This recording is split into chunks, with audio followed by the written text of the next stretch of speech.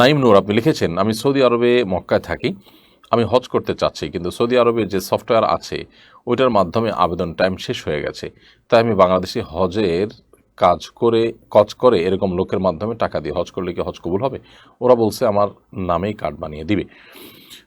ভাই নাইম নূর, আপনি সৌদি আরবে যে হজের আবেদন করার সিস্টেম রয়েছে অনলাইনে, সেখানে করতে পারেননি। এখন বাংলাদেশে থেকে যে সমস্ত হজ কাফেলা যায় সেগুলোর সাথে প্রবেশ করে হজ করে ফেলবেন। যদি এরকমটি আপনি করেন, হজ হয়ে যাবে। কারণ হজের যে শর্ত আছে, ফরজ আছে, সেগুলো সবগুলো আপনি আদায় করছেন।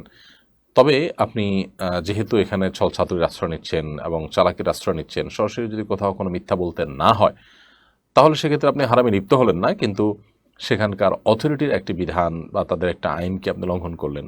এটা না করা উচিত।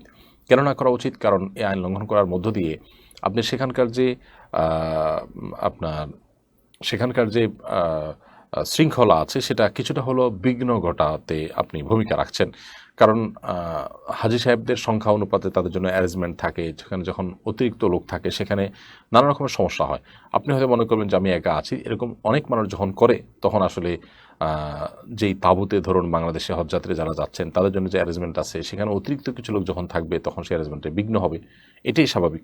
তো এই কারণে এটা করা অনুচিত। তবে আপনার হজ হয়ে যাবে, হজ হবে না ব্যাপারটি এরকম নয়। সাইফুল্লাহ শাওন, আপনি